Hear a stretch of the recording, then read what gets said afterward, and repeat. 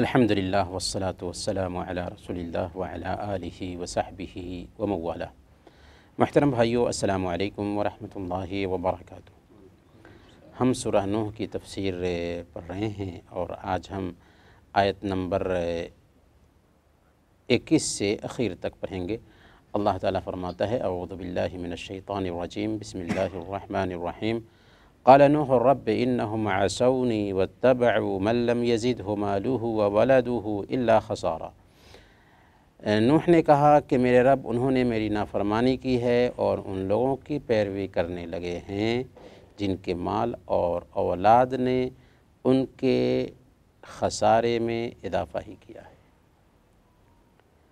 حضرت نوح علیہ السلام کی یہ دوسری شکایت ہے۔ پہلی شکایت یہ تھی کہ حضرت نوح علیہ السلام نے اپنی قوم سے یہ کہا تھا کہ میری قوم کے لوگوں، تم ایک اللہ کی عبادت کرنے لگ جاؤ، لیکن انہوں نے کیا کیا کہ انہوں نے اپنے کانوں میں انگلیاں ڈال لیں، اپنے کپڑوں سے اپنے آپ کو چھپا لیا اور اس طریقے سے نوح علیہ السلام کی بات نہیں مانی۔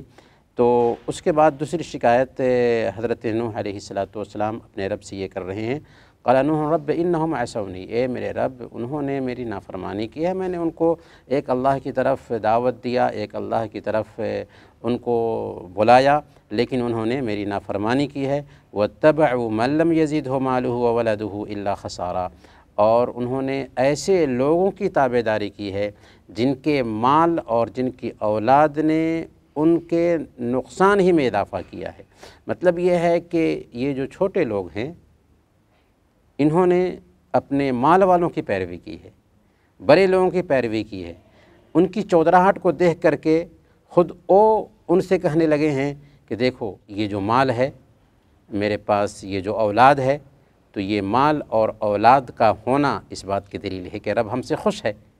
جب ہم سے خوش ہے اور ہمیں مال دیا ہے تو تم ہماری بات مانو، ہمارے طریقے پر چلو، نوح کی کیوں بات مانتے ہو؟ اور آج کے ڈیٹ میں بھی ایسے لوگ پائے جاتے ہیں، بلکہ ہر زمانے میں پائے جائیں گے، پائے گئے ہیں، جنہوں نے اپنے مال کے نشہ میں لوگوں کو حق سے روکا ہے۔ انہوں نے لوگوں کو یہ احساس دلایا کہ ہمیں مال ملا ہوا ہے، ہم دنیا پہ حکومت کرتے ہیں، اس لیے ہم حق پر ہیں، ہم صحیح ہیں، یہ باطل پر ہیں۔ تو حضرت نوح علیہ السلام نے یہی بات کہی کہ انہوں نے میری نافرمانی کی ہے اور ان لوگوں کی انہوں نے تابعداری کی ہے جو مال اور اولاد رکھتے ہیں اور ان کی بات مان کر کے نقصان ہی نقصان میں وہ پڑے ہوئے ہیں۔ وَمَكَرُوا مَكْرًا كُبَّارًا، اور ان لوگوں نے بڑی زبردست سازش کی ہے۔ کیا سازش کی؟ حضرت نوح علیہ السلام کے خلاف میں انہوں نے دوسری آیات میں جیسا کہ ذکر ہے کہ یہ کہا کہ اگر نوح نبی ہوتے تو فرشتہ ہوتے، اگر نوح نبی ہوتے تو بڑے لوگ ان کی بات مان رہے ہوتے، پیسہ والے لوگ ان کی بات مان رہے ہوتے، یہ تو دیوانہ اور پاگل ہے، اس کی بات کیسے مانی جائے گی؟ اس طرح کے الزامات دیتے تھے، اس طرح کی سازشیں کرتے تھے۔ وَقَالُوا لَا تَذَرُنَّ آلِهَتَكُمْ وَلَا تَذَرُنَّ وَدًّا وَلَا سُوَاعًا وَلَا يَغُوثَ وَيَعُوقَ وَنَسْرًا، انہوں نے کہا کہ تم اپنے معبودوں کو ہرگز نہ چھوڑو۔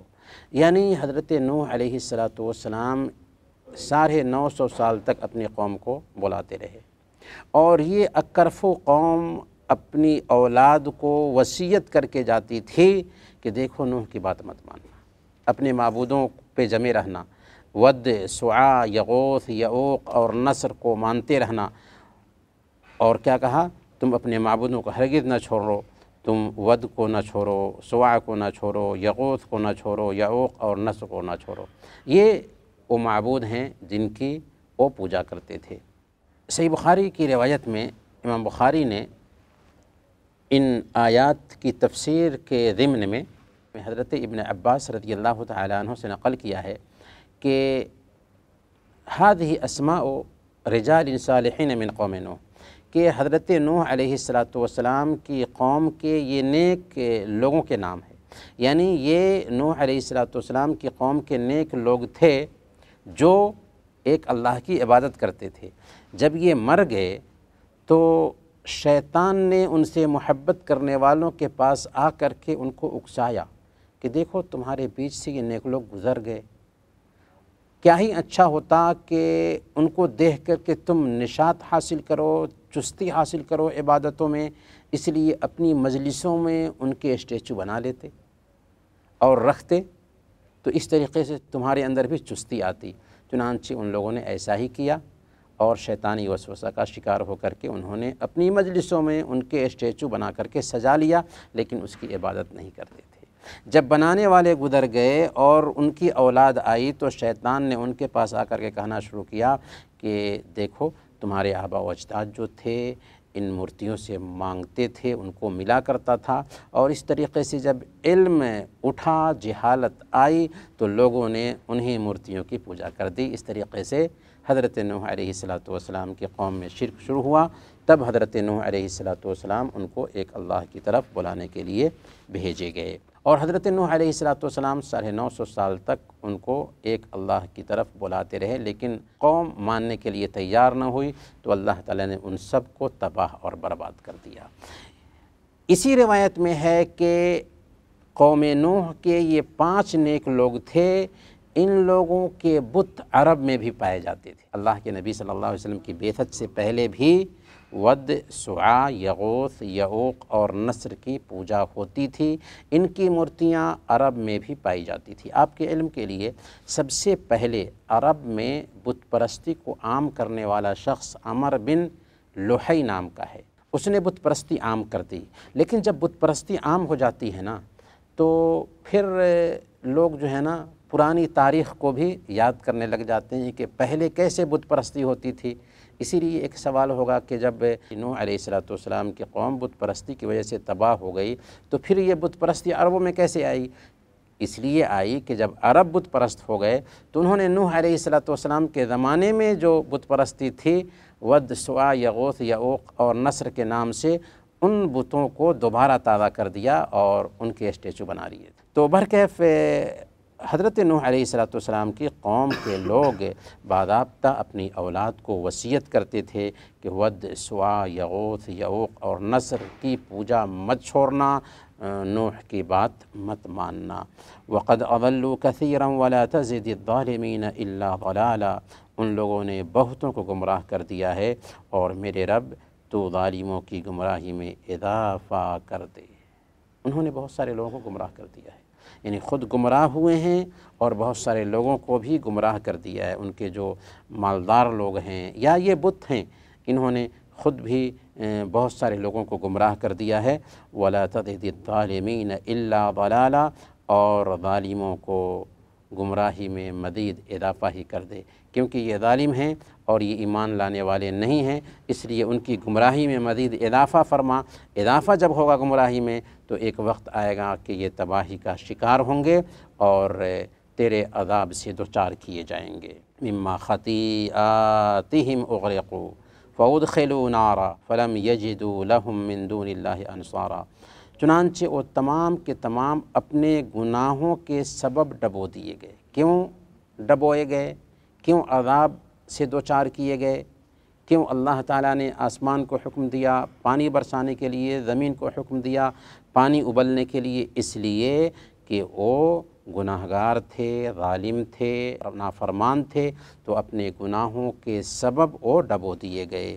فادخلوا نارا، اور وہ جہنم میں، آگ میں داخل کر دیے گئے۔ آگ میں کیسے داخل کیے گئے؟ کیا جہنم میں داخل ہو چکے ہیں ابھی؟ نہیں، چونکہ ایک انسان جب مرتا ہے تو مرنے کے بعد ہی سے سزا شروع ہو جاتی ہے، برزخی زندگی میں ہے، اس لیے جہنم میں ان کو پیش کیا جاتا ہے، جہنم کی ان کو سزا دی جا رہی ہے۔ اللہ تعالیٰ نے قوم فرعون کے بارے میں فرمایا النار یعرضون علیہا غدوا وعشیا، کہ صبح اور شام میں جہنم پر ان کو پیش کیا جاتا ہے۔ گویا کہ یہ آیت اور قوم فرعون کو عذاب پر پیش کیے جانے والی آیت، یہ آیتیں اس بات پر دلالت کرتی ہیں کہ مرنے کے بعد قبر میں بھی عذاب ہوتا ہے اور قبر میں بھی انعام ملتا ہے نیک لوگوں کو۔ فَلَمْ يَجِدُوا لَهُم مِّن دُونِ اللَّهِ أَنصَارًا، چنانچہ انہوں نے اللہ کے سوا کسی کو مددگار نہیں پایا۔ وقال نوح رب لا تذر علی الارض من الکافرین دیارا، نوح نے کہا کہ اے میرے رب تو سرزمین پر کسی کافر کے گھر کو نہ چھوڑنا۔ دیارہ دیار سے ہے گھر میں رہنے والے، یعنی کسی بھی کافر کے گھر کو نہ چھوڑنا، سب کے سب کو تباہ کر دینا۔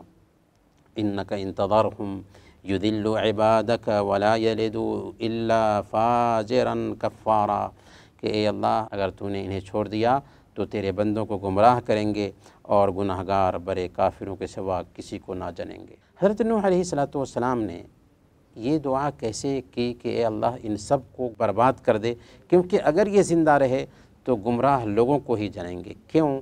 اس لیے کہ حضرت نوح علیہ السلام کو بتا دیا گیا تھا کہ آپ کی قوم اب ایمان لانے والی نہیں ہے، جو ایمان لا چکے، اب بعد میں یہ لوگ ایمان نہیں لائیں گے۔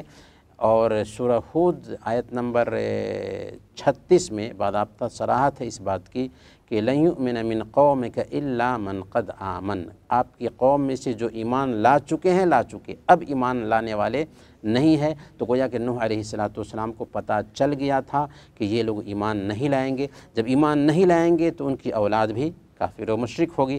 اس لیے حضرت نوح علیہ السلام نے کہا کہ اگر تو نے ان کو چھوڑا تو یہ تیرے بندوں کو گمراہ کریں گے اور فاسق و فاجر کو ہی جنم دیں گے۔ رب اغفر لی ولوالدی ولمن دخل بیتی مؤمنا وللمؤمنین والمؤمنات ولا تزد الظالمین الا تبارا، کہ میرے رب تو مجھے معاف فرما دے اور میرے ماں باپ کو بھی۔ گویا کہ حضرت نوح علیہ السلام کے ماں باپ بھی موحد تھے۔ کشتی جو بنائی تھی حضرت نوح علیہ السلام نے، اس میں ان کے ماں باپ سوار ہوئے تھے، ایمان پر تھے ان کے ماں باپ، لیکن بیٹا نہیں مانا، بیوی نہیں بات مانی، جس کی وجہ سے وہ ظالموں کے ساتھ ہو گئے۔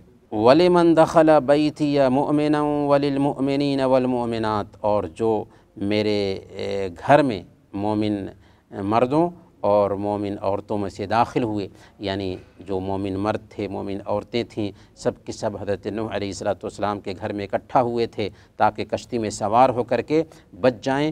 تو حضرت نوح علیہ السلام اپنی معافی کی دعا کر رہے ہیں، اپنے والدین کی معافی کی دعا کر رہے ہیں، اور پھر وہ ایمان والے مرد اور عورتیں جو ان کے گھر میں اکٹھا ہوئے تھے ان سب کے معافی کی دعا کر رہے ہیں، اور پھر کہتے ہیں وَلَا تَزِدِ الظَّالِمِينَ إِلَّا تَبَارًا، کہ ظالموں کے لیے صرف تباہی اور بربادی میں اضافہ کر، کہ ظالم یہ سدھرنے والے نہیں ہیں، اس لیے ان کی تباہی اور بربادی میں مزید اضافہ کر۔